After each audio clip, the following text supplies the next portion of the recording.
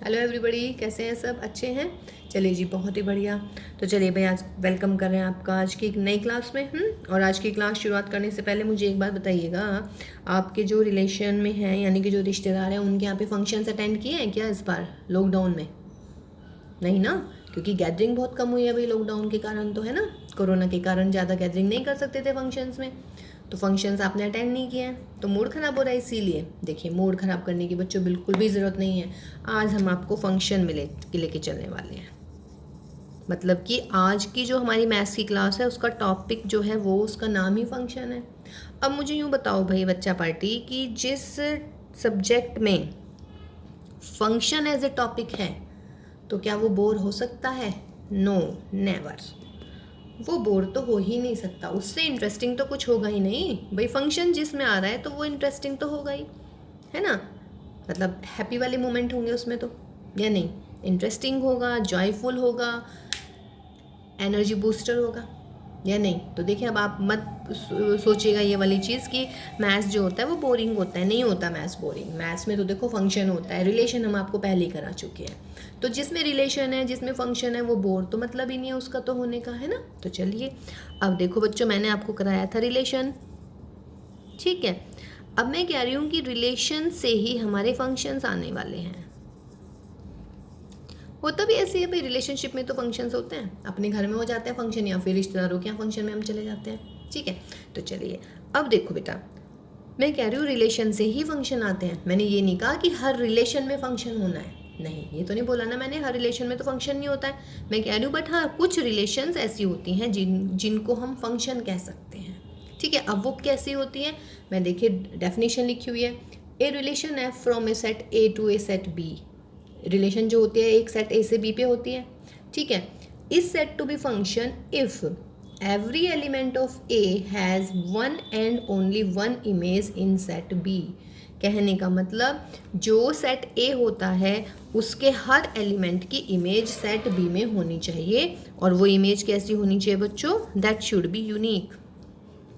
जबकि रिलेशन में ऐसा कुछ नहीं होता था। रिलेशन याद है ना, जैसे हम इधर बनाते थे तो इधर के कुछ एलिमेंट बच भी जाते थे, ठीक है। लेकिन फंक्शन में ऐसा नहीं होने वाला है। फंक्शन में हर एलिमेंट की इमेज होनी चाहिए। जितने भी ए में एलिमेंट हैं, हर एलिमेंट की इमेज इधर होनी चाहिए, और वो इमेज होनी चाहिए भाई यूनिक। मतलब कि एक एलिमेंट एक से ही एसोसिएट होगा। जैसे ये इससे हो जाएगा, तो अब इस जैसे फर्स्ट वाले एलिमेंट की इमेज ये है, तो इसकी इमेज और कहीं नहीं होएगी। अब अगर कहीं हो गई तो वो फंक्शन नहीं है, वो रिलेशन है, ठीक है। इस डेफिनेशन को आप बहुत अच्छे से समझिएगा कि मैं क्या कहना चाह रही हूँ। ये बिल्कुल ना स्टार्टिंग वाली डेफिनेशन बताइए आपको फंक्शन की, कि एक ऐसी रिलेशन जिसमें ए के हर एलिमेंट की बी में यूनिक इमेज होती है, उसे हम पढ़ते हैं function. That is my function. उस रिलेशन को हम क्या पढ़ेंगे बच्चों? फंक्शन। देखिएगा, मेरा एक सेट ए है, ये रहा, एक सेट बी दे दिया मैंने। ये मैंने 4 रिलेशंस डिफाइन कर दिया। मैं इसमें से पूछ रही हूँ कौन सा फंक्शन है। देखिए, एक 1 2 पे जा रहा है, 2 3 पे जा रहा है, 3 4 पे जा रहा है, ठीक है। यहाँ पे आइएगा बेटा, 1 2 से भी एसोसिएट है और 1 3 से भी एसोसिएट है। जबकि मैंने क्या बोला है कि एक एलिमेंट की एक इमेज, जबकि यहाँ पे 1 की इमेज 2 भी है और 1 की इमेज 3 भी है, तो ये तो फंक्शन है नहीं, ये सिर्फ रिलेशन है। यहाँ पे आइए, 1 3 पे है, 2 4 पे है, यानी कि 1 की इमेज 3, 2 की इमेज 4, व्हाट अबाउट 3? 3 की तो इमेज ही नहीं है कहीं भी, तो इसका मतलब this is not the function. मेरे पास 2 चीज़ें हैं क्या? हर एलिमेंट ए का एसोसिएट होना चाहिए, हर एलिमेंट ए का, तो इसमें 3 की कोई इमेज नहीं है।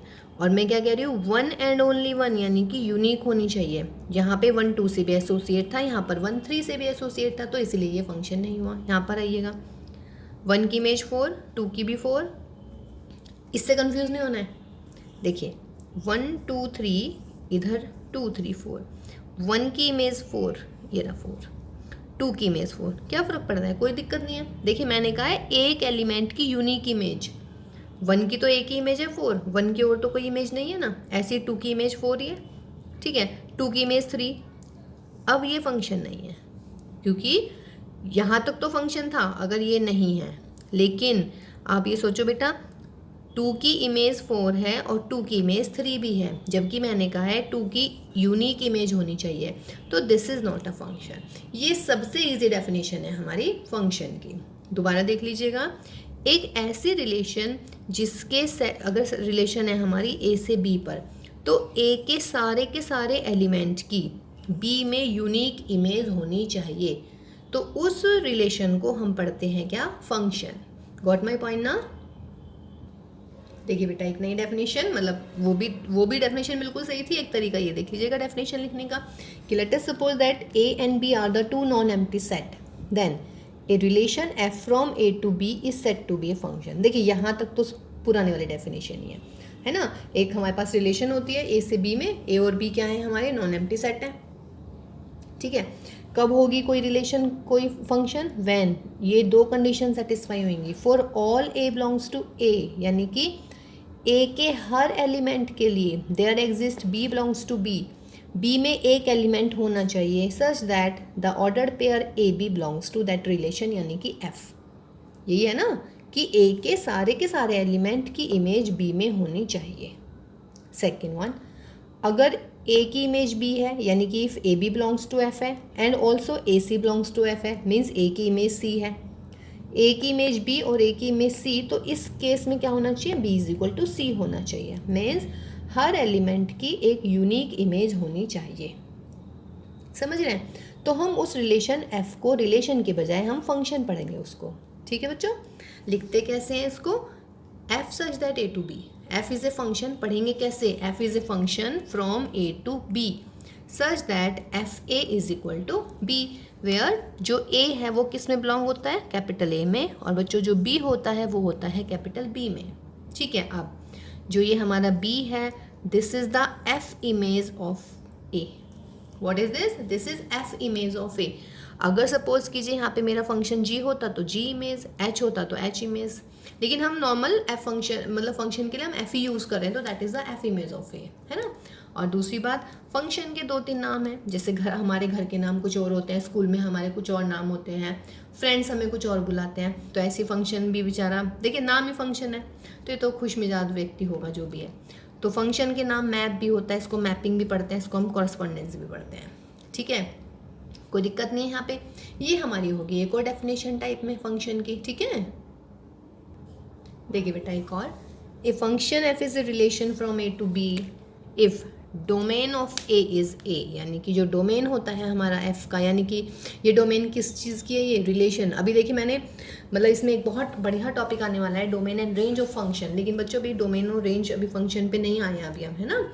अभी जस्ट हम डोमेन किसकी बात कर रहे हैं, क्योंकि एफ मैंने क्या लिखा है, रिलेशन, समझ रहे हैं। तो अगर रिलेशन में जो डोमेन है हमारा, ठीक, वो पूरा का पूरा फंक्शन ए आ जाता है, और दूसरी चीज़, no two distinct ordered pair in f have the same first element, means किन्हीं भी दो ऑर्डर्ड पेयर जो हम रिलेशन में, जैसे हमारी रिलेशंस लिखी हुई हैं सारी, इनमें जितने भी ऑर्डर्ड पेयर होंगे उनमें किसी में भी distinct ordered pair I am saying, उनमें किसी में भी फर्स्ट एलिमेंट सेम नहीं होना चाहिए। ये हमारी सबसे पहले जो हमने आपको लिखवाई थी बोली है हमने, ठीक है। देखिएगा बेटा, ये दो ऑर्डर पेयर है, इसमें फर्स्ट एलिमेंट है 2, इसमें भी फर्स्ट एलिमेंट है 2, तो this is not a function, खत्म। यहाँ पे आइएगा, 2 1 3 1 4 2 2 3 4 डिफरेंट है सारे के सारे, और हर एक एलिमेंट को इमेज मिल रही है, मतलब इसमें सेट क्या होना चाहिए, इधर 2 3 4 और इधर 1 2, तो दिस इज ए फंक्शन। यहाँ देखिए बेटा 1 2 3 4 5 6 है ना, और इसका जो है 1 2 3 4 5 6 होगा, इधर सेट जो बनेगा ए, और 2 3 4 5 6 7 होगा मेरा सेट बी, तो this is also a function. Clear है ना।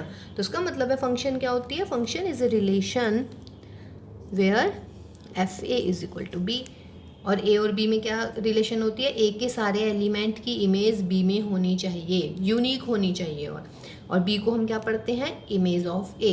और ऐसे ही बच्चों एक चीज़ बताना भूल गई मैं, a is the pre image of b, a is the what, pre image of b. जैसे बी ए का इमेज है, ए बी का प्री इमेज कहलाता है, ठीक है ना, कोई दिक्कत नहीं है इसमें। तो देखिए डेफिनेशन मेरे ख्याल से बिल्कुल क्लियर हो जानी चाहिए भैया अब आप लोगों को, है ना।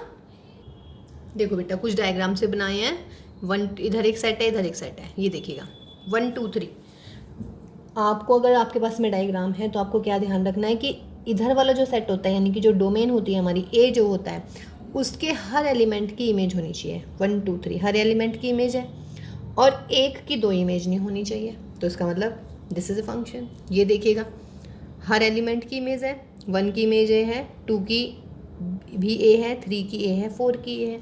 मैंने इसलिए बनाया ये डायग्राम ताकि आप लोग कंफ्यूज ना हो जाएं। कभी आप सोचे भाई 1 की इमेज भी ए है, 2 की इमेज भी ए है, कोई फ़र्क नहीं पड़ रहा उससे। फंक्शन की जो डेफिनेशन है वो ए सेट के ऊपर डिपेंड करती है और ए सेट में आपको क्या देखना है कि हर एलिमेंट की इमेज होनी चाहिए, एक एलिमेंट की 2 इमेज नहीं होनी चाहिए। देखिएगा इसमें हर एलिमेंट की इमेज है, किसी भी एक एलिमेंट की 2 इमेज नहीं है, दिस इज फंक्शन। इस पे आइएगा, हर एलिमेंट की इमेज है, 1 की भी है, 2 की भी है, 3 की भी है, 4 की भी है। एक कंडीशन तो सेटिस्फाई कर रहा है बट यूनिक तो नहीं है बेटा। देखिए 1 की इमेज ए बी है और 1 की इमेज बी बी है, यानी कि जब मैं इसको लिखूंगी ऑर्डर पेयर में तो 1 ए और 1 बी लिखा जाएगा। तो this is not a function. Got my point? इधर आइएगा, 1 की इमेज बी है, वेरी गुड, 2 की भी है ए, 3 की भी है बी, लेकिन 4 की तो नहीं है, तो इसका मतलब this is not a function. कहने का मतलब बेटा मेरा ये हुआ कि ए सेट के सारे एलिमेंट की इमेज होनी चाहिए। जैसे यहाँ पे 4 की नहीं थी तो this is not a function, और एक एलिमेंट की सिर्फ एक इमेज होनी चाहिए। जैसे यहाँ पे 1 की 2 इमेजेस आ गई, 1 ए एंड 1 बी, तो this is also not a function. But confusion कुछ नहीं होनी चाहिए, इस चीज़ को आप बार बार रिवाइंड कर करके देखिए बेटा। 1 की इमेज ए है, 1 की इमेज और तो कहीं नहीं है ना, तो दिस इज ए फंक्शन। ठीक है, जो ये है ना ये वाले केसेस ये टाइप में आ जाएंगे, टाइप ऑफ फंक्शन। जब आप 12th में पहुंचेंगे तब हम करवाएंगे आपसे इसको। ठीक है, तो फिलहाल मेरे ख्याल से फंक्शन क्लियर होना चाहिए कि व्हाट इज़ द फंक्शन। ठीक है, चलिए अब नेक्स्ट हम देखते हैं कि नंबर ऑफ फंक्शंस कितने हो सकते हैं हमारे पास में। देखो बेटा ये भी हम कर ही लेते हैं कि अगर सपोज कीजिए मेरा एक फंक्शन है, फंक्शन डिफाइन कहाँ से कहाँ तक हो रहा है बेटा, फंक्शन है एक ए से लेके बी तक है ना। ए में नंबर ऑफ एलिमेंट है पी, बी में नंबर ऑफ एलिमेंट है क्यू। तो आई एम आस्किंग कि how many number of functions will be there, maximum number of functions कितने बन सकते हैं इसमें। ठीक है, तो देखिए नंबर ऑफ फंक्शंस, या इसमें कितने एलिमेंट है बच्चों, पी एलिमेंट है, ये एलिमेंट है मेरा। एक फर्स्ट एलिमेंट की बात करती हूँ, फर्स्ट एलिमेंट के लिए कितनी इमेजेस हो सकती हैं। फर्स्ट की इमेज ये भी हो सकता है, ये भी हो सकता है, ये भी हो सकता है, ये भी, बहुत सारे, कितने सारे हो सकते हैं, क्यू। यानी कि फर्स्ट एलिमेंट के लिए मेरे पास में कितनी पॉसिबिलिटीज़ हो गई, क्यू। अगर मान लीजिए मैं पी एलिमेंट लिख लेती हूँ, पी एलिमेंट है मान लीजिएगा, तो फर्स्ट एलिमेंट की पॉसिबिलिटी मेरी क्यू हो गई। अब आइए बच्चों सेकंड पे, मान लीजिएगा फर्स्ट मेरा इससे अटैच हो गया, अब मेरी आई सेकंड की बारी, ये इससे भी अटैच हो सकता है ना, या फिर ये इससे भी हो सकता है। इसका मतलब कि सेकंड वाले के लिए भी उतनी ही, मान लीजिएगा अगर ये इसी से अटैच हो गया तो फंक्शन तो ये है ही ना, सारे के सारे ये इसी एलिमेंट से भी अटैच हो सकते हैं। ये मत सोचिएगा कि अगर फर्स्ट वाला इससे एसोसिएट हो गया तो ये ख़त्म हो गया, ये ख़त्म नहीं होएगा हमारा, बिकॉज सारे के सारे एलिमेंट भी हमारे एक ही नंबर से एसोसिएट हो सकते हैं, तब भी वो फंक्शन ही होता है। क्योंकि इधर नहीं होनी चाहिए डबल, इधर डबल कितना भी हो सकता है। ठीक है, अब बोलिएगा फर्स्ट एलिमेंट के लिए क्यू पॉसिबिलिटी, सेकेंड एलिमेंट के लिए भी क्यू पॉसिबिलिटी, हर एलिमेंट के लिए क्यू पॉसिबिलिटी है या नहीं, हर एक के लिए क्यू कॉरस्पॉन्डेंस है यहाँ पर हमारे पास में, क्यू एसोसिएशन है, एसोसिएट सॉरी। ठीक है, तो और कितने एलिमेंट है बेटा मेरे, पी, तो ये कितने क्यू आ गए हैं, पी आ गए हैं, यानी कि क्यू की power p, that is my answer. ये आप याद रखेंगे कि if a function has p element and the another function has q element, then if I am defining a function f from a to b, then the number of functions will be q raise to power p। ठीक है, a से b q raise to power p है, ध्यान रखिएगा। जैसे a में 3 element हो गए, b में कितने हो गए 2, तो number of functions from a to b कितने होंगे 2 की पावर 3, यानी कि आंसर कितना 8। ये ध्यान रखना भाई, a to b है या b to a है। अगर मैं इस सवाल में b to a कहने लगूँ तो 3 का स्क्वायर यानी कि 9, दोनों डिफरेंट आ गए ना।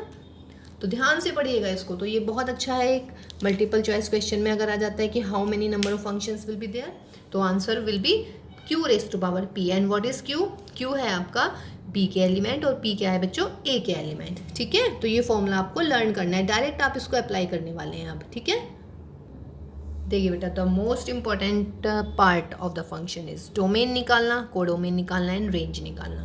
ठीक है। देखिए डोमेन जो होता है हमारे फंक्शन का वो क्या हो जाता है, ए, पूरा का पूरा सेट ए। कोडोमेन हो जाता है हमारे फंक्शन का पूरा set B.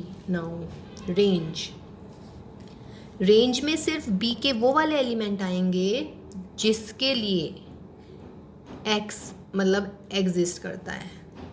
What I mean, मेरा मतलब है कि बी के वो वाले एलिमेंट होंगे जिनकी ए में प्री इमेजेस होंगी।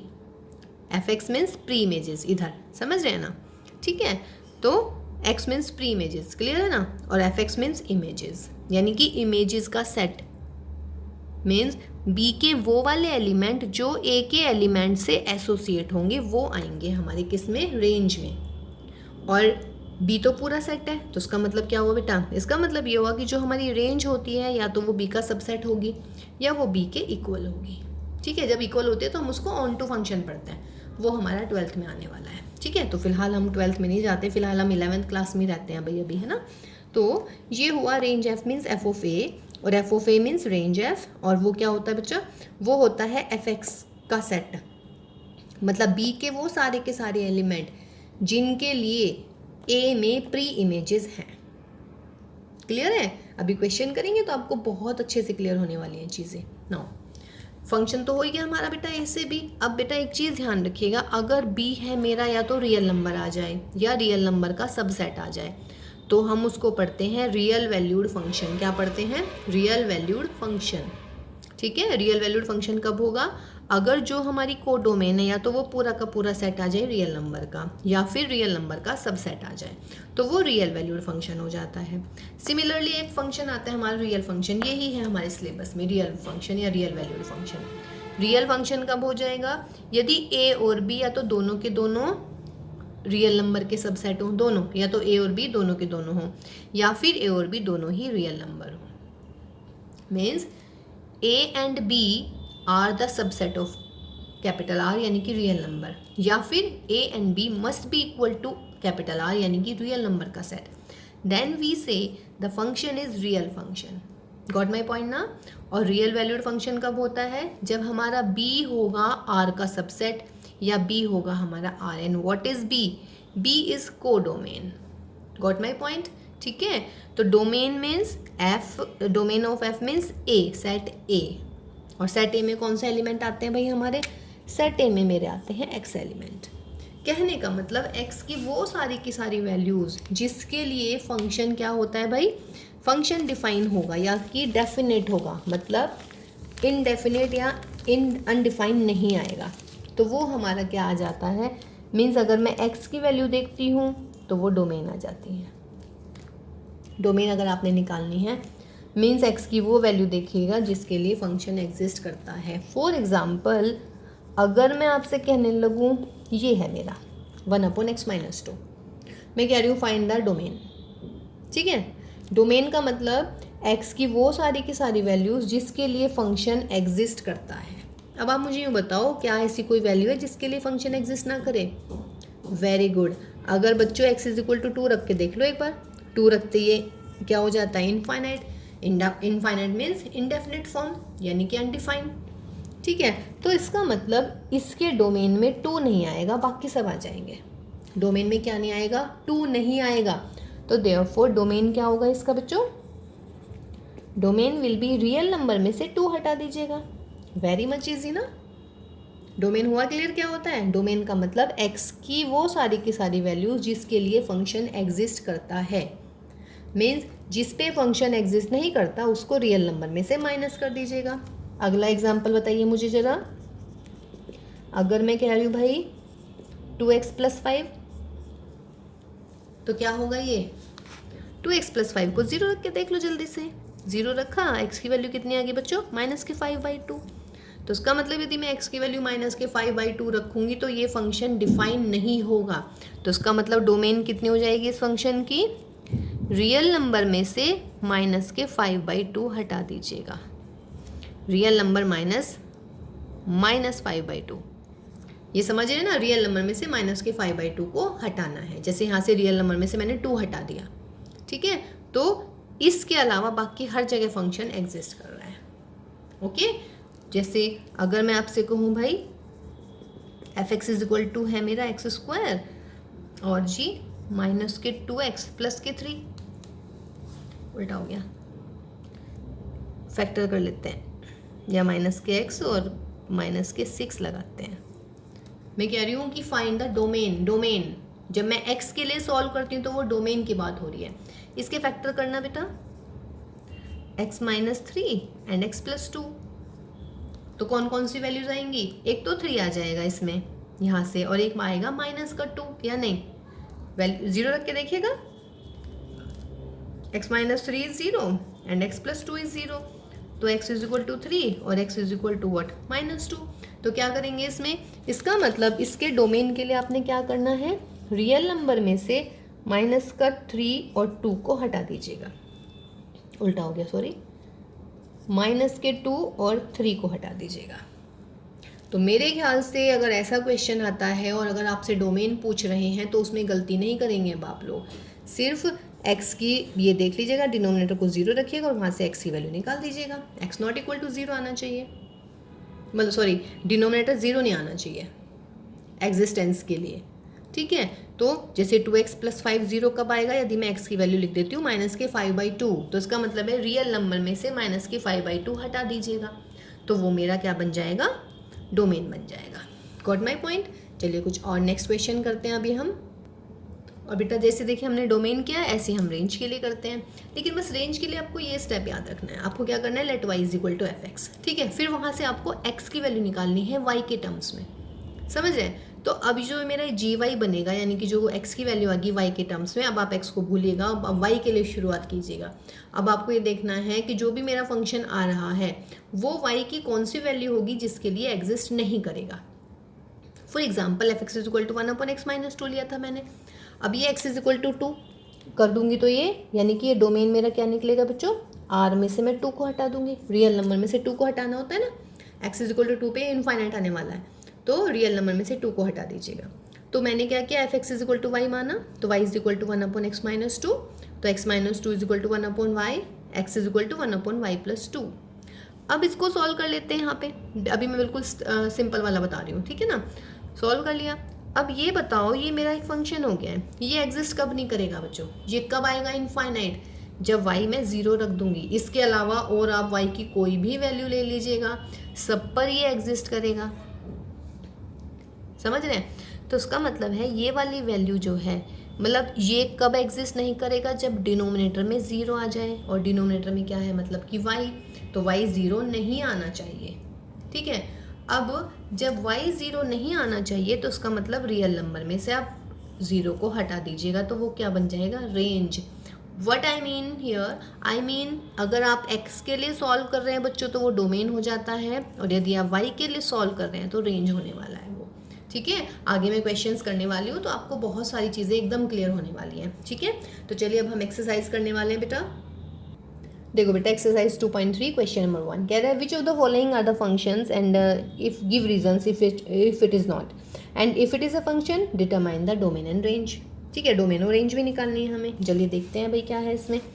अब आप क्वेश्चन नंबर इसका फर्स्ट पार्ट देखिए, 2 1 5 1 8 1 11 1 14 1 17 1, जितने भी डिफरेंट ऑर्डर पेयर हैं यहाँ पर किसी में भी फर्स्ट एलिमेंट सेम नहीं है, तो इसका मतलब दिस इज़ अ फंक्शन, और हर एक की इमेज 1 ही आ रही है, कोई दिक्कत नहीं है। इधर आइएगा, 2 1 4 6 8 10 12 14, यहाँ पर भी सब फर्स्ट ऑर्डर मतलब ऑर्डर पेयर के फर्स्ट एलिमेंट क्या है, बिल्कुल डिफरेंट है ना। और हर एक की इमेज आ रही है, जैसे 2 की 1 है, 4 की 2 है, 6 की 3 है, 8 की 4 है, तो this is also a function. इस पे आइएगा, 1 की इमेज 3 भी है, 1 की इमेज 5 भी है, यानी कि जो ये दो ऑर्डर पेयर है इसमें फर्स्ट एलिमेंट 1 सेम है, लेकिन यहाँ पे 3 है, यहाँ पे 5 है, तो उसका मतलब this is not a function. Got my point ना। तो फर्स्ट इज ए फंक्शन, तो बेटा वो पूछ रहे हैं व्हाट इज द डोमेन, तो डोमेन निकालिए फर्स्ट फंक्शन की, let my this is f1, तो डोमेन ऑफ f क्या हो जाएगा, फर्स्ट एलिमेंट, यानी कि 2 5 8 11 14 17। रेंज बोलिए इसकी, रेंज ऑफ f1 इज 1 1 1 1 1 1 1, हर जगह 1 है, तो बार बार नहीं लिखूंगी, एक सेट को हम एक ही बार लिखते हैं, तो ये डोमेन हो गई, ये रेंज हो गई, ठीक है। सेकेंड क्वेश्चन की बताइए बच्चों, डोमेन ऑफ f2 क्या होगा, 2 फिर 4 देन 6, फिर 8, फिर क्या है बेटा 10 है, फिर है आपका 12, फिर है आपका 14। और रेंज बोलिए इसकी, रेंज मीन्स जो आपका ऑर्डर पेयर का सेकेंड एलिमेंट है। 1 2 3 4 5 6 7, 1 2 3 4 5 6 7। थर्ड वाले की बताइएगा डोमेन। क्यों बताए डोमेन जब ये फंक्शन ही नहीं है? भाई ये 1 3 है, ये 1 5 है, तो ये तो फंक्शन ही नहीं है, ये भी ध्यान दे लीजिएगा। कभी कहे कि कोई मान लीजिए क्वेश्चन आ गया, कहें कि find the domain and range, और आप जल्दी से झटपट लिख दो domain is 1 and 2, range is 3 and 5। बेटा आंसर लिखना है कि this is not a function. Got my point? ठीक है, ध्यान से देखिएगा इसको। ओके देखो बेटा, क्वेश्चन नंबर 2 में कह रहा है f(x) is equal to minus का mod x and f(x) is equal to 9 minus x square under root. कह रहे कि find the domain and range. बहुत ही बढ़िया सवाल है दोनों के दोनों। देखिएगा डोमेन एंड रेंज की बात चल रही है बच्चों है। अब एक बार बताओ, मॉड x है, x की वैल्यू आप कुछ भी लिख लीजिएगा, हमेशा एग्जिस्ट करेगा या नहीं? इसका मतलब for all x belongs to r f(x) exist करेगा ना। कुछ भी वैल्यू रख लीजिएगा आप, आंसर हमेशा आएगा। ठीक है, तो इसका मतलब क्या हुआ? इसका मतलब ये हुआ कि डोमेन तो हमारी आ गई पूरी रियल नंबर। ठीक है, अब आती है भाई रेंज के लिए। रेंज में हम करते हैं let y is equal to, तो let y is equal to minus के मॉड x। अब देखो बेटा मॉड x है, आप ये सोचिएगा x की वैल्यू हम रियल लिखने वाले हैं, कोई भी कुछ भी लिखेंगे आप। तो आप मुझे ये बताइएगा, जब आप रियल लिखेंगे मोड के अंदर कुछ भी लिखोगे हमेशा पॉजिटिव आएगा। बाहर क्या लग रहा है? Sign negative. इसका मतलब क्या होगा? देयरफॉर y हमेशा ग्रेटर देन और इक्वल, सॉरी लेस देन और इक्वल टू 0। अगर x 0 रख दिया तो y 0 आ जाएगा। इसका मतलब ये हुआ मेरा कि जो मेरी रेंज निकलेगी ना इस क्वेश्चन में, क्या निकलेगी? 0 to infinity. Sorry 0 to infinity नहीं भाई, 0 से कम कह रही हूँ, तो 0 से कम तो कितनी भी हो सकती है? Minus infinity. ठीक है, तो रेंज कितनी निकली इसकी? 0 से कम। ये बात समझ रहे हैं आप? देखिए मोड फंक्शन है हमारा। अच्छा इसके वो रह गए हैं, चलिए मोड फंक्शन हम बता देते हैं कि अगर मान लीजिएगा मैंने मोड फंक्शन लिखा है, मोड के अंदर आप कुछ भी लिखिएगा नेगेटिव या पॉजिटिव, आंसर हमेशा क्या आएगा? पॉजिटिव। फंक्शंस के टाइप, मतलब टाइप इन द सेंस उनके डायग्राम रह गए हैं, डायग्राम हम नेक्स्ट क्लास में बताने वाले हैं। ठीक है, तो देखिएगा मोड के अंदर कुछ भी लिखिएगा हमेशा पॉजिटिव आने वाला है। और बेटा ये जब पॉजिटिव आएगा, बाहर नेगेटिव लग रहा है, तो उसका मतलब y क्या आएगा? हमेशा नेगेटिव या 0 भी आ सकता है, अगर मैं x की जगह 0 लिखूंगी। और y क्या होता है? हमेशा रेंज, तो उसका मतलब रेंज क्या हो गई? हमेशा 0 से छोटी। ठीक है, इसका मतलब सारे के सारे कैसे? नॉन नेगेटिव नहीं, नॉन पॉजिटिव रियल नंबर आएंगे जो पॉजिटिव नहीं होंगे। ठीक है, माइनस इन्फिनिटी से 0 तक की वैल्यू सारी आ जाएंगी। ये हम इसको हम इंटरवल पढ़ते हैं। ठीक, तो या आप ऐसे, या तो ऐसे लिख लीजिएगा, या फिर वो दूसरी क्या लिख सकते हैं आप? Non positive real number, real number, non positive real number. ये मेरा क्या आ जाएगा? Domain, sorry range. ठीक है, नॉन पॉजिटिव, कोई दिक्कत नहीं है इसमें। नॉन पॉजिटिव या non negative?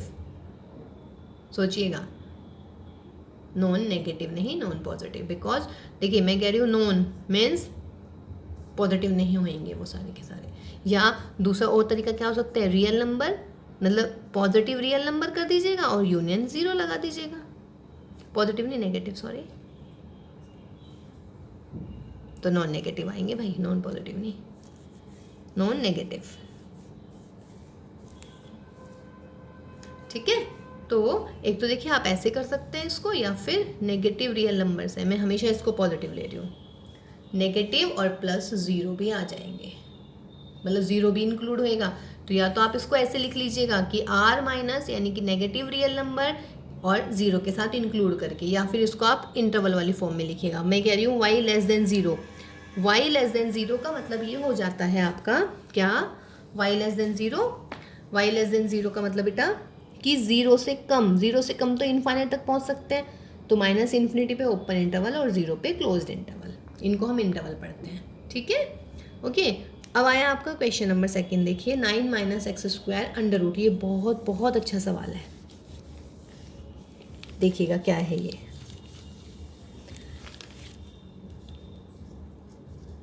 F x is equal to 9 minus x square का अंडर रूट। अब आप मुझे बताओ भाई, 9 माइनस एक्स स्क्वायर का अंडर रूट है ना। अंडर रूट के अंदर कब एग्जिस्टेंस होती है? इफ़ अंडर रूट के अंदर मेरा पॉजिटिव आ जाए, यानी कि ग्रेटर देन और इक्वल टू 0 आ जाए, ठीक है ना। तो 9 minus x square greater than और इक्वल टू 0, इसका मतलब क्या हुआ बच्चों? X square less than equal to 9, या फिर x square less than equal to 3 square, ऐसे पढ़ेंगे ना। और ये ध्यान रखिए, यदि x square less than equal to a square होता है तो इसका मतलब माइनस के 3 less then x less then 3। ये हम आपको इनइक्वालिटी कराएंगे, तब भी आपको याद रखना है ये इनइक्वालिटी होती है हमारे पास में। इनइक्वालिटी वाला चैप्टर है ना, लिनियर इनइक्वालिटी, उसमें से आने वाली हैं चीज़ें। -3 less than equal to x less than equal to 3, यानी कि एक्स की वैल्यू आ गई -3 से +3 तक। इसका मतलब ये क्या हुआ, मेरा डोमेन हुआ। तो डोमेन ऑफ एफ क्या हुआ? -3 से 3 तक की सारी वैल्यूज़ रियल नंबर में, ठीक है। -3, ये देखिए इंटरवल होता है, इसको हम इंटरवल पढ़ते हैं। -3 से +3 के बीच की सारी वैल्यूज़, ये क्लोज इंटरवल है अगर इक्वल लगा रहा है। अगर इक्वल नहीं होता तो मैं ओपन इंटरवल ऐसे लिखते हैं, -3 से 3, ठीक है। ओपन मीन्स इक्वल नहीं लगा होगा, लेकिन जैसे ये इक्वल लग रहा है, लेस देन और इक्वल लग रहा है, तो यहाँ पे क्लोज इंटरवल आने वाला है, ठीक है। तो ये डोमेन एफ हो गया। अब आती है रेंज के लिए। इस सवाल में कहा है रेंज भी निकालिए। तो रेंज के लिए आपने क्या क्या बताया था मैंने आपको? y मानना है आपने फंक्शन को, तो y स्क्वायर कीजिएगा, ठीक है। यहाँ से फिर क्या करते हैं हम? x की वैल्यू निकालते हैं, तो 9 माइनस वाई स्क्वायर, तो x इज इक्वल टू कितना हुआ मेरा? 9 माइनस वाई स्क्वायर, ठीक है। अब मुझे इसके लिए सॉल्व करना है 9 माइनस वाई स्क्वायर के लिए। मैंने क्या बोला है आपको? देखिए डोमेन बहुत ईजी है, डोमेन आप डायरेक्ट x के लिए सॉल्व करने वाले हैं, लेकिन रेंज के लिए आपने क्या करना है? y is equal to f x लिखना है। तो y is equal to f x मैंने लिख दिया। अब यहाँ से x की वैल्यू निकालिए y के टर्म्स में, ये निकल गया 9 माइनस वाई स्क्वायर का अंडर रूट, ठीक। अब बच्चों अंडर रूट इसको देखिएगा, ये कब एग्जिस्ट करता है, मतलब अंडर रूट के अंदर क्या होना चाहिए? अंडर रूट के अंदर होना चाहिए 9 माइनस वाई स्क्वायर पॉजिटिव। भाई अगर ये पॉजिटिव नहीं हुआ तो x जो है रियल नहीं आएगा, जबकि हमारा x रियल आना है, मतलब x रियल नहीं आना, x आना है ये -3 से 3 के बीच में, ये वाला। ये तो मैंने ओपन के लिए दिखाया था आपको। तो सेम आ गया ये, तो y square less than equal to 9 same ही तो है, देखिए। तो मैं इसको ऐसे लिख दूँ, लेकिन यहाँ पे थोड़ी सी गड़बड़ हो जाएगी अब हमारी। क्या? देखिए बेटा, x की वैल्यू है -3 से +3। अब आप यूँ देखो बच्चों, यदि मैं x की जगह -2 लिख रही हूँ, चलो तो -2 लिख रही हूँ तो भी √5 आ रहा है, +2 लिखो तब भी √5 आ रहा है, -1 लिखो √8 आ रहा है, +1 लिखो तब भी √8 आ रहा है। इसका मतलब x की वैल्यू तो है मेरी 3 से 3 के बीच में, मतलब -3 से +3 के बीच में, लेकिन अगर आप -3 से 0 के बीच में वैल्यू लिख रहे हैं x की, ये वाली बात बहुत ध्यान से समझ लीजिएगा, -3 से 0 के बीच में जो वैल्यू लिख रहे हो या 0 से 3 के बीच में वैल्यू लिख रहे हो, वो दोनों सेम आ रही है हमारी। अगर मैं x की वैल्यू यहाँ से लिख दूँ या यहाँ से लिख दूँ, तो y की वैल्यू मेरी सेम आ रही है ना, y की वैल्यू सेम रख के देख लीजिएगा। 9 माइनस 1 मतलब -1 का स्क्वायर +1, तो 9 में से गया 8, √8। ऐसे ही अगर +1 रखेंगे तब भी √8, 2 रखेंगे √5, -2 रखेंगे तब भी √5। और सेट है, आपको y की वैल्यू निकालनी है, यानी कि सेट निकालना है। सेट की क्या खास बात होती है? एक एलिमेंट को हम 2 बार नहीं लिख सकते, या लिख सकते हैं? नहीं लिख सकते। तो देयरफॉर y को आप कर लीजिएगा 0 से लेकर 3 तक। ये बहुत बहुत इंपॉर्टेंट है। कहीं कहीं बुक में ये आंसर है बच्चों, लेकिन ये गलत है, ठीक है। ये वाला आंसर नहीं आएगा, इसका ये आंसर आएगा। और रीज़न समझ गए क्यों? बिकॉज -3 से 0 के बीच में अगर हम वैल्यू रखते हैं y की, तो हमारी x की वैल्यू सेम ही आने वाली है, ठीक है। 0 से 3 के बीच में y की वैल्यू रख के देख लो तो भी सेम ही आएगी। यह है ना मेरा x, कहाँ गया? ये रहा। y की वैल्यू -3 से 0 रखोगे तो भी x सेम आएगा, y की वैल्यू 0 से 3 रखोगे तो भी x सेम आएगा। तो हम एक सेट में 2 बार वैल्यू नहीं लिख सकते हैं, तो इसीलिए मैंने y को -3 से 3 की बजाय क्या कर दिया है? 0 से 3। इसका मतलब y की वैल्यू आ गई हमारी बच्चों 0 से 3, और 0 से 3 का मतलब क्या हो जाता है? तो देयरफॉर y निकाल रहे हैं तो y का मतलब क्या हो जाएगा मेरा? रेंज। तो range of f is equal to what? Range of f will be 0 से 3। ये मेरा आंसर आया इसका। बहुत बढ़िया क्वेश्चन था। इस पे 2-3 क्वेश्चन बन सकते हैं, जैसे कि 25 माइनस एक्स स्क्वायर बन सकता है, 16 माइनस एक्स स्क्वायर बन सकता है, 4 माइनस एक्स स्क्वायर। सबके सवाल एक जैसे आंसर। ठीक है, ये सवाल बहुत इंपॉर्टेंट है, इसको ध्यान से कर लीजिएगा। ठीक है, नेक्स्ट क्वेश्चन देखते हैं अभी हम। देखिए बेटा, क्वेश्चन नंबर 3 और 4 बहुत सिंपल, बहुत बढ़िया। F x is equal to x minus 5 कह रहे हैं, तो कह रहे हैं कि find f0, find f7, find f minus 3। बोलिएगा f0, तो f0 के लिए क्या करेंगे, x की जगह 0 लिख दीजिएगा। रखिए x की जगह 0, तो 2 इंटू 0 -5, तो -5 है ना, सिंपल। फिर कह रहे हैं f7, तो f7 में क्या करेंगे, यहाँ पे x है, यहाँ पे 7 है, तो यहाँ पर x की जगह 7 लिख देंगे। तो 14 - 5 9। फिर कह रहा है f माइनस 3, तो क्या करोगे बच्चों, x की जगह -3 लिखिएगा, x की जगह -3। 2 इंटू -3 -5, माइनस के 6 माइनस के 5 -11। देखिए कितना बढ़िया सवाल था, बहुत इजी था। अगला देखिए, क्वेश्चन नंबर 4 लिखा है कि if t of c is equal to 9c minus के 5 प्लस के ये 32 एंड दिस। ठीक है, इसमें आपने क्या करना है, कह रहा है t0 निकालिए, तो क्या करेंगे, c की जगह 0 रख देंगे आंसर में। t28, c की जगह 28, t -10, c की जगह -10। ये आपके लिए होमवर्क छोड़ सकते हैं हम। देखिए हम पहला क्वेश्चन करा चुके हैं बिल्कुल इसके जैसा। इसमें थोड़ा सा डिफरेंट आ गया क्वेश्चन। कह रहे हैं कि if tc is equal to 212 then find c। तो t ऑफ c की वैल्यू कितनी है बच्चों, 9c/5 प्लस के 32। ठीक है, अब टी सी की जगह क्या लिख दें, 212 लिख दीजिएगा। 212 is equal to 9c/5 plus के 32 इधर ले आइएगा। 212 माइनस के 32 9c/5, तो 9c/5 कितना हो गया बच्चों, 180। 9 से इसको डिवाइड कर दीजिएगा, 9 2 ज़ा 5 2 ज़ा, यानी कि c की वैल्यू कितनी आ गई, 100। तो ये हमारे फंक्शन के कुछ क्वेश्चन। बढ़िया था ये सवाल, कोई टफ तो नहीं था। देखिए एफ ऑफ एक्स दे रखा है, यानी कि एक फंक्शन दे रखा है, रियल वैल्यूड फंक्शन, वेरिएबल है हमारा एक्स में आएगा, यानी कि यहाँ पे आंसर। तो f0 कह रहा है तो x को 0 से रिप्लेस कर दिया। f7 कह रहे हैं तो x को 7 से रिप्लेस कर देंगे दूसरी साइड पे। ऐसे यहाँ पे t ऑफ c, इसका मतलब क्या है एक्चुअली, tc का मतलब टिकट चेक करना, ना tc का मतलब बच्चों t ऑफ c, यानी कि this is a function t in variable c, means इधर आपको c में फंक्शन मिलेगा। देखिए रहा 9c/5, अगर मैं यहाँ tl लिख देती तो ये 9l/5 हो जाता। अगर मैं tx लिख देती तो 9x/5 हो जाता। Very simple. अब मैं कह रही हूँ t0, तो क्या करना है, c की जगह 0, t28 c की जगह 28, t -10 c की जगह -10 एंड सॉल्व दिस। और लास्ट में क्या बोला था कि if tc is equal to 212, अब की बार tc की वैल्यू 212 लिख दी, tc की जगह t ऑफ c की जगह 212, फिर सॉल्व करके c की वैल्यू निकाल लिया। ठीक है, and the last question of the exercise, question number 5 is, देखिए बेटा क्वेश्चन नंबर 5 के लिए कह रहे हैं कि find the range of the following function. First function में कह रहा है x बिलोंग्स टू r, तीनों में x बिलोंग्स टू r है, यानी कि x बिलोंग्स टू r का मतलब है डोमेन तो सबका r ही है, हमें रेंज निकालना है। तो रेंज के लिए हमने क्या बोला है, let y is equal to f x कर लेते हैं। तो let y is equal to 2 - 3x। अब बच्चों यहाँ से x की वैल्यू निकाल दीजिएगा, तो माइनस के 3x is equal to what, y -2, या चलिए इतने भी छोटे नहीं है बाप, है ना, सही कर लेते हैं एकदम। 3x is equal to 2 - y, x is equal to what, 2 - y/3, यही रहेगा। अब y की वैल्यू बताओ जिसके लिए इनफाइनाइट आ जाए। भाई डिनोमिनेटर में नहीं है, पहली बात तो ना अंडर रूट में है। दिक्कत होती है अंडर रूट में और डिनोमिनेटर में। डिनोमिनेटर में 0 नहीं होना चाहिए और अंडर रूट के अंदर नेगेटिव नहीं आना चाहिए, यही रहता है ना। ठीक है, तो y की तो कोई ऐसी वैल्यू ही नहीं है। इसका मतलब for all y belongs to r,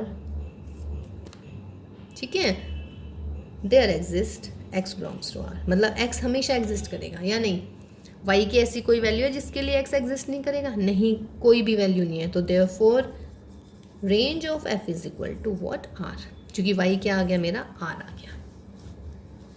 ये बात क्लियर हुई। देखिए y की वैल्यू जो है, कोई भी वैल्यू ऐसी नहीं है जिसके लिए x डिफाइन ना हो, तो उसका मतलब है y की कोई भी वैल्यू रखिएगा। और रियल वैल्यूड फंक्शन चल रहा है तो उसका मतलब हमारा क्या हो जाएगा बेटा, y क्या है हमारा, रियल नंबर। यही हो जाता है हमारा सवाल। लेकिन अब इसमें थोड़ा सा ट्विस्ट करते हैं हम। ये क्वेश्चन था अगर मेरा ये नहीं है, लेकिन मेरा क्या है सवाल में, एक्स पॉजिटिव है, ठीक है। अब यहाँ से थोड़ा सा ट्विस्ट सवाल में शुरू हो जाता है। अभी मैंने इसको इग्नोर कर दिया था, मैंने कहा है ना आपको कि आपको इग्नोर कुछ नहीं करना है। जैसे x ग्रेटर देन 0 है तो इसका मतलब इसका कहीं रोल पड़ेगा यहाँ पे। अब वो रोल क्या है अब मैं बताने वाली हूँ आपको। अभी जो ये आंसर लिखा ना मैंने, range f is equal to R, range f is equal to R का मतलब है ये नहीं गिवन है, ठीक है, लेकिन ये गिवन है। अब अगर मैं इसको बेटा मैंने इग्नोर कर दिया ना तो मेरा आंसर भी गलत आएगा, मुझे एग्जामिनर भी इग्नोर करेंगे, 0 दे देंगे। 0 तो नहीं, खैर एक आधा मार्क्स तो मिल ही जाएगा, बट जब हम फुल मार्क्स ले सकते हैं तो हम क्यों भाई वो करें कि हमें कम मार्क्स मिले। अब देखिएगा यहाँ से ट्विस्ट शुरू हो जाता है सवाल में। मैंने बोला है एक्स पॉजिटिव, तो एक्स आएगा पॉजिटिव। एक्स पॉजिटिव का मतलब 2 - y/3 इज पॉजिटिव। 3 को इधर ले आइएगा, 2 - y इज पॉजिटिव, y इधर आ जाएगा, 2 इज ग्रेटर देन y, यानी कि y लेस देन 2, y की वैल्यू आ गई 2 से कम, ठीक है। y की वैल्यू 2 से कम का मतलब हुआ रेंज, वो आ गया मेरा what, y means domain, range. तो range of f will be 2 से कम का मतलब -∞ से 2 तक, तो ये मेरा आंसर आएगा। ओपन इंटरवल लगाया मैंने, देखिएगा क्योंकि यहाँ पे इक्वल नहीं है, अगर इक्वल होता तो मैं लिखती -∞ और 2 पे क्लोज लगा देती। ये नोटिफिकेशन याद रखिएगा। और इन्फिनिटी प्लस हो चाहे माइनस हो, दोनों पर ओपन इंटरवल ही लगता है। तो देखो, या तो मैं आंसर लिख रही थी y बिलोंग्स टू r यानी कि रियल नंबर, तो मेरा आंसर वही आ गया था। लेकिन वो कब आया बेटा, जब मैंने इसको इग्नोर करा। बट ये दे रखा है बच्चों, दे रखा है का इसका मतलब है इसको इग्नोर नहीं करना है। इग्नोर करोगे तो रियल नंबर आंसर आया, और रियल नंबर लिखोगे तो आंसर गलत आया, गलत आ गया तो नंबर कट जाएंगे। बट अगर इसको थोड़ा सा भी ध्यान दे दोगे कि x मेरा पॉजिटिव है, ये मेरी x की वैल्यू आ गई है, इसको पॉजिटिव कर दीजिएगा, तो y लेस देन कितना आ गया बच्चों, 2, ठीक है। तो ये इस सवाल की रेंज आ गई है, ठीक है। अब इसका नेक्स्ट पार्ट देखते हैं। नेक्स्ट पार्ट क्या है हमारा, देखिए नेक्स्ट पार्ट थोड़ा सा सॉल्व कर लिया मैंने। क्वेश्चन है f(x = x² + 2 where x belongs to real number. x belongs to real number मतलब कि डोमेन तो इसका रियल नंबर आ गया। रेंज के लिए आपने क्या करना है, लेट y = f(x), तो लेट y = x² + 2। फिर क्या करते हैं, यहाँ से x की वैल्यू निकालिए y के टर्म्स में, ये निकल गई y के टर्म्स में। देखिए अंडर रूट का सवाल हम करवा चुके हैं अंडर रूट में, तो उसका मतलब क्या होना चाहिए, therefore what y - 2 should be greater than और इक्वल टू 0, यानी कि y ग्रेटर देन और इक्वल टू 2। इसमें भी देख लेते हैं कहीं सवाल में कोई ट्विस्ट तो नहीं छुप रहा, नहीं कुछ नहीं, सिर्फ बोला है x रियल नंबर है। तो बेटा x रियल नंबर कब आएगा बोलिए, x रियल नंबर तब आएगा जब अंडर रूट के अंदर नेगेटिव ना हो, यानी कि अंडर रूट होना चाहिए पॉजिटिव, ग्रेटर देन और इक्वल टू 0, तो y ग्रेटर देन और इक्वल टू 0। तो देयरफॉर रेंज क्या आ गई भाई सवाल की, 2 से बड़ी और 2 पे इक्वल है, तो ये क्लोज्ड इंटरवल का साइन लग गया 2, और 2 से बड़ी का मतलब इनफाइनाइट तक जाएगा, पता नहीं कहाँ तक जाएगा। तो ये इसका आंसर हो गया, कोई दिक्कत नहीं है इसमें, तो ये इसकी रेंज हो गई है। क्वेश्चन नंबर 3, इसका थर्ड पार्ट देखिए बच्चों, y = x where x is a real number. तो y = x, x क्या है मेरा रियल नंबर, तो बेटा जब x y के इक्वल है तो y भी रियल नंबर आना चाहिए, तो उसका मतलब है इसकी रेंज कितनी हो जाएगी, रेंज भी इसका रियल नंबर हो गया। समझ में आए कुछ डोमेन और रेंज का, ठीक है। इसको बेटा ध्यान से करिएगा, 2-2 3-3 बार रिवाइज करके इसको देखिएगा। बाकी और क्वेश्चंस इतने टफ नहीं लगे होंगे आई थिंक आपको, सिर्फ आपको दिक्कत लग रही होगी डोमेन और रेंज में। लेकिन डोमेन और रेंज के 2-3 क्वेश्चन हुए हैं, इनको देखिएगा, ठीक है। डोमेन और रेंज के हम क्वेश्चन और भी करेंगे, इससे नेक्स्ट वाली क्लास में हम मिसलेनियस एक्सरसाइज करेंगे, ठीक है। उसके बाद में फिर हम एक और क्लास लेंगे इसकी, जिसमें हम डोमेन और रेंज के कुछ अदर क्वेश्चंस करेंगे बच्चों, विद जो हम डायग्राम भी, ग्राफ भी बनाएंगे फंक्शंस के, ठीक है। तो फिलहाल आज के लिए इतना ही, आप सब ध्यान रखिएगा, घर में ही रहिएगा और सेफ रहिएगा। तो बाय बाय बच्चों एंड टेक केयर।